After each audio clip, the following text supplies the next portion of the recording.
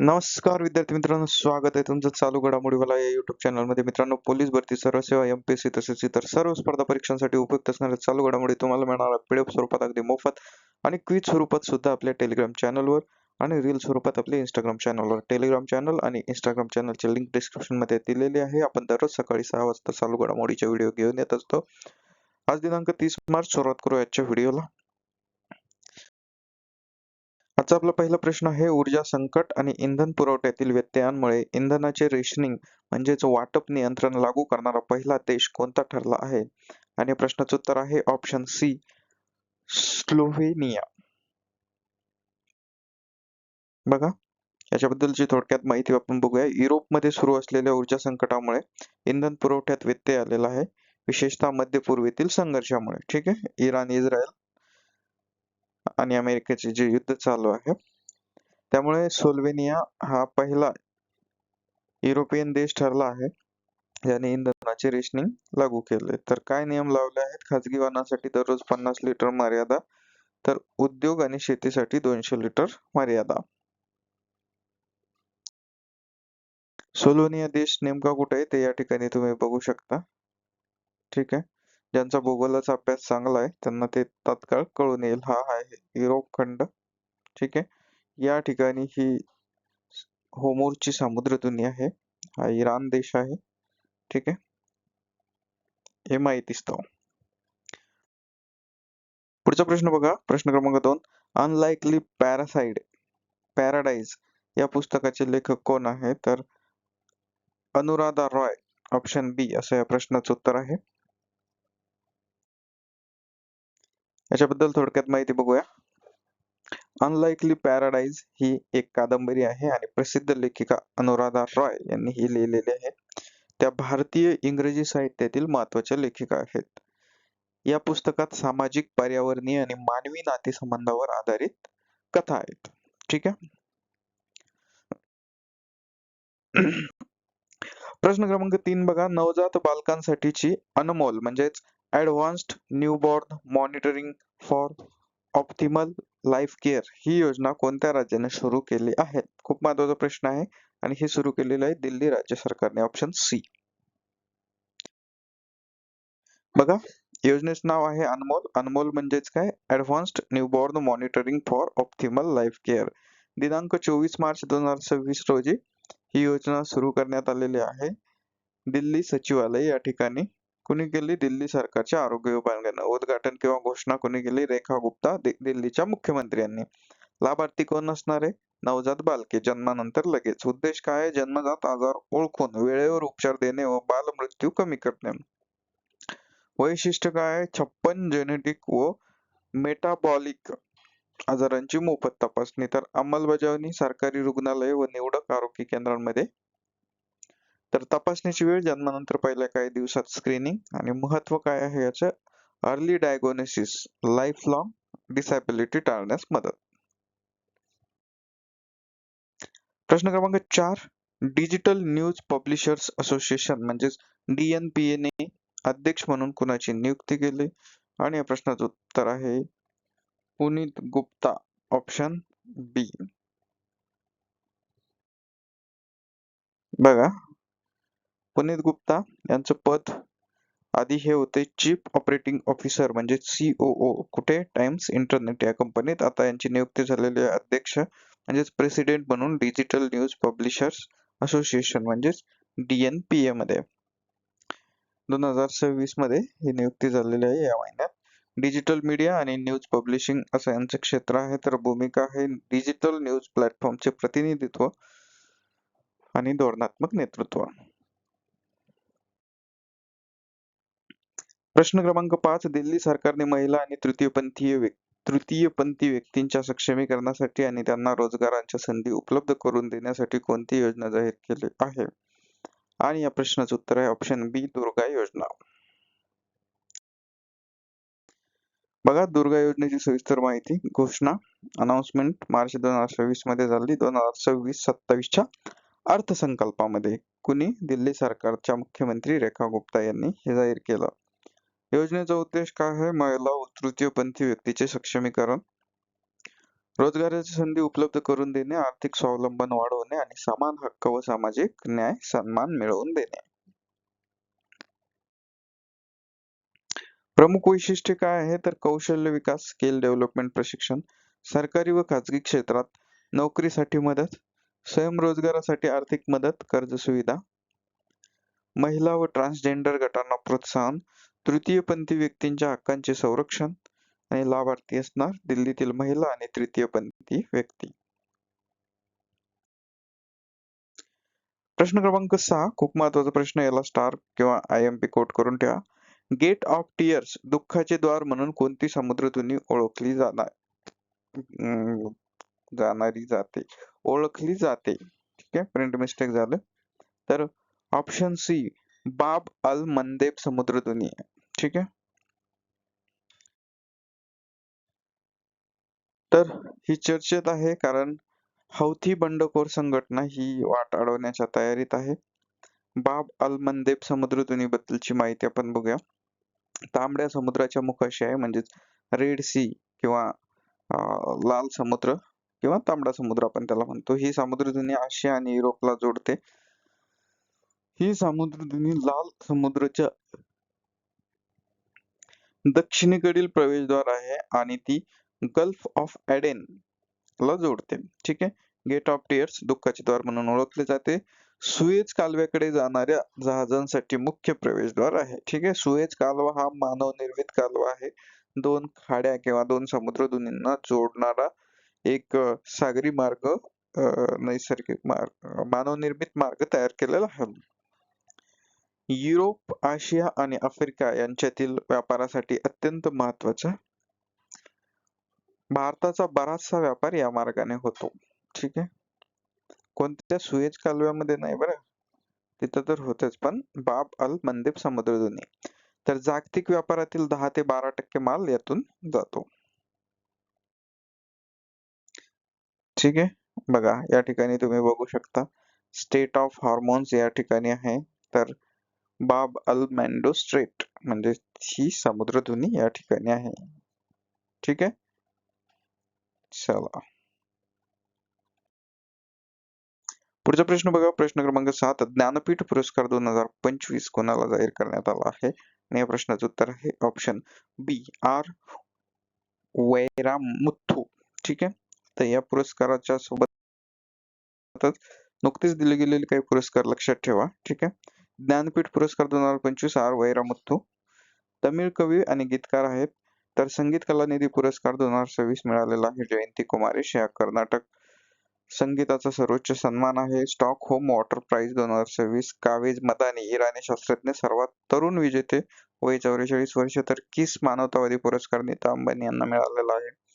Night Commander of the Order of British Empire हा N Chandrasekaran यांना मिळालेला आहे. टाटा ग्रुपचे ते अध्यक्ष आहे. तर बीसीसीआय नमन अवॉर्ड 2026 पुरुष शुभमन गिल, महिला स्मृती मंदाना. विले रिसर्च हिरोज प्राइज चंद्रकांत लहारिया.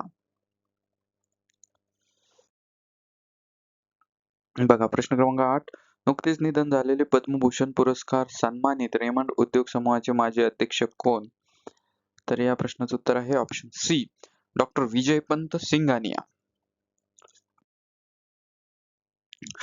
बघा डॉक्टर विजयपंत सिंघानिया यांचं निधन झालं वयाच्या 87व्या वर्षी मुंबईत शनिवारी 28 मार्चला. ठीक आहे, तर यांची ओळख आहे प्रसिद्ध उद्योगपती आहे, रेमंड उद्योग समूहाचे माजी अध्यक्ष आहे, उद्योग क्षेत्रातील यांचं योगदान आहे. रेमंड समूहाला राष्ट्रीय ते आंतरराष्ट्रीय स्तरावर ओळख मिळवून दिली. 1980 ते 2000 या काळात प्रभावी नेतृत्व केलं. उद्योग, राजकारण आणि व्यवस्थापनात मोठं योगदान, दूरदृष्टी असलेले आणि प्रेरणादायी नेते म्हणून त्यांची ओळख.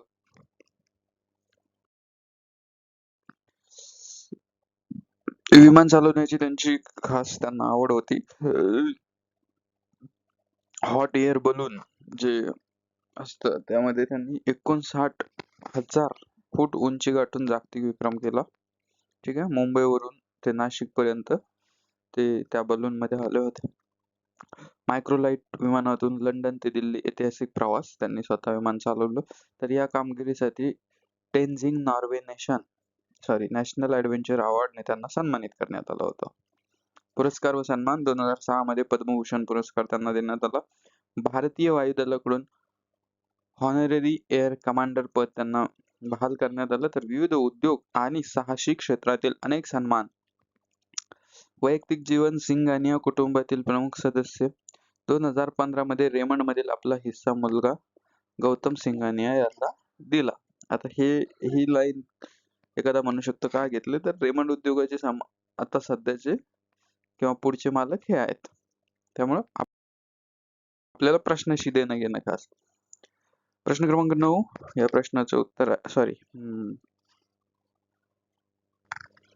प्रश्न क्रमांक 9 जागतिक महिला संगीत दिन कधी साजरा केला जातो? आणि या प्रश्नाचं उत्तर आहे ऑप्शन डी 28 मार्च. बघा, जागतिक महिला संगीत दिन international women's in music day किंवा इंटरनॅशनल वुमन्स म्युझिक डे. महत्वाची माहिती, दिनांक 28 मार्च रोजी साजरा केला जातो. जागतिक स्तरावर महिलांच्या संगीत क्षेत्रातील योगदानाचा गौरव करण्यासाठी सुरू झाला. हळूहळू विविध संस्था, सांस्कृतिक गट आणि म्युझिक कम्युनिटी यांनी तो स्वीकारला. उद्देश काय आहे? संगीत क्षेत्रातील महिलांचे योगदान ओळखणे आणि सन्मान करणे, नव्या महिला कलाकारांना प्रोत्साहन देणे, संगीत क्षेत्रातील लिंगभेद कमी करणे. कसा साजरा केला जातो? महिला कलाकारांचे लाईव्ह कॉन्सर्ट, संगीत कार्यशाळा आणि फेस्टिवल्स, सोशल मीडियावर महिला कलाकारांचा गौरव. प्रश्न क्रमांक 10 वन उत्पादनांसाठी प्रतिष्ठित प्रमाणपत्र प्राप्त करणारे भारतातील पहिले राज्य कोणते बनणार आहे? तर हे बनणार आहे आंध्र प्रदेश. आता हे काय आहे ते बघूया. आंध्र प्रदेश हे वन उत्पादनांसाठी प्रमाणपत्र मिळवणारे भारतातील पहिले राज्य ठरणार आहे.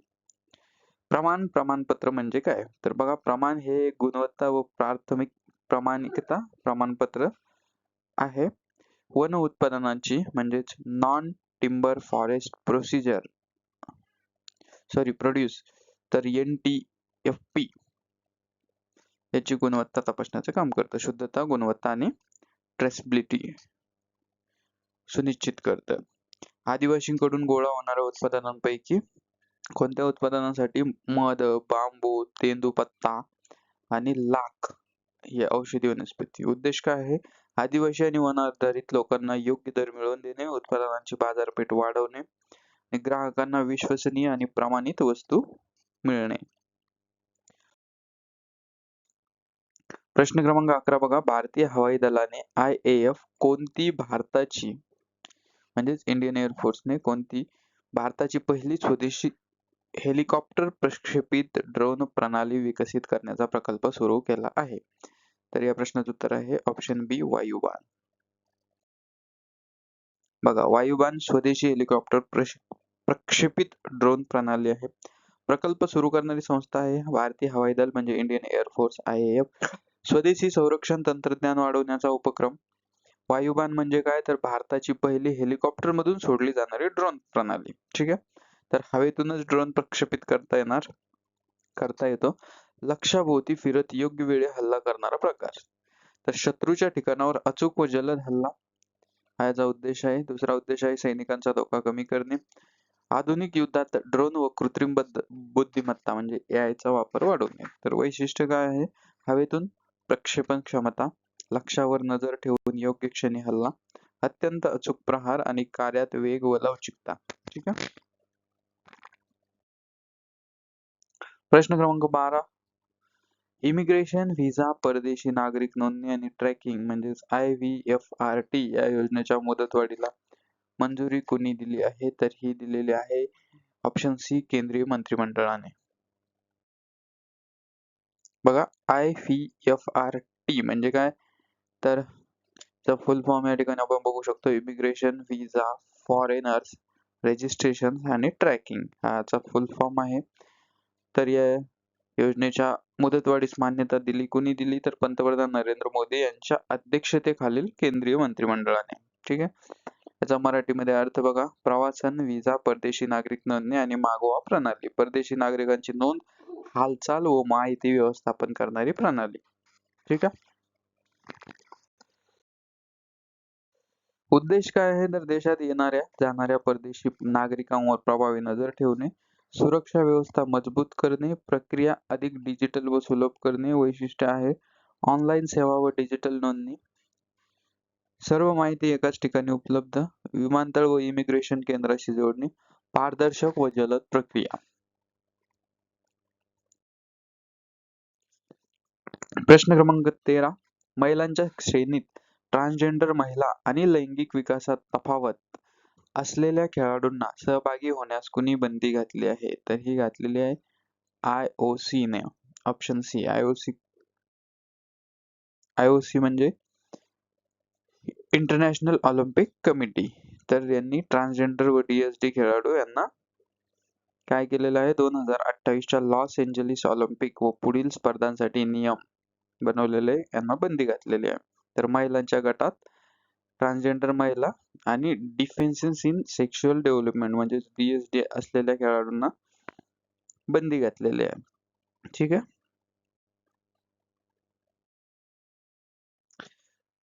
स्पर्धामध्ये न्यायता राखण्यासाठी हा एक याचा उद्देश आहे. दुसरा उद्देश आहे सर्व खेळाडूंना समान संधी मिळणे. महत्त्वाचे मुद्दे महिलांच्या स्पर्धेतील समतोल राखण्याबरोबर आंतरराष्ट्रीय स्तरावर मोठी चर्चा व वाद निर्माण झालेला आहे यामुळे. तर DSD म्हणजे काय? लैंगिक विकासात तफावत, शरीरातील हार्मोन्स व जैविक वैशिष्ट्यांमध्ये फरक असणे. ठीक आहे. प्रश्न क्रमांक 14. जागतिक व्यापार संघटनेची म्हणजेच वर्ल्ड ट्रेड ऑर्गनायझेशन WTO ची 14वी मंत्रिस्तरीय परिषद MC14 कुठे आयोजित करण्यात आली आहे? आणि या प्रश्नाचं उत्तर आहे ऑप्शन सी याउंडे, कॅमेरून. बघा WTO 14वी मंत्रिस्तरीय परिषद MC14 आयोजक संस्था आहे वर्ल्ड ट्रेड ऑर्गनायझेशन WTO. स्थळ आहे कॅमेरून, देशाची राजधानी याउंडे. परिषद काय आहे? WTO ची सर्वोच्च निर्णय घेणारी बैठक आहे. ठीक आहे. मिनिस्ट्रियल कॉन्फरन्स, मंत्रिस्तरीय परिषद. तर सर्व सदस्य देशांचे व्यापार मंत्री सहभागी होतात. उद्देश आहे जागतिक व्यापाराशी संबंधित महत्त्वाचे निर्णय घेणे, व्यापार नियम, करार व धोरणांवर चर्चा, सदस्य देशांमधील व्यापार सुलभ करणे. महत्त्वाचे मुद्दे दर 2 वर्षांनी आयोजित केले जाते आणि जागतिक व्यापार धोरण ठरवण्यात महत्त्वाची भूमिका. प्रश्न क्रमांक 15. हरियाणा पोलिसांनी सायबर गुन्हे आणि खंडणीखोराला आळा घालण्यासाठी कोणते विशेष मोबाईल ॲप्लिकेशन लॉन्च केले आहे? आणि या प्रश्नाचं उत्तर आहे ऑप्शन बी अभेद्य.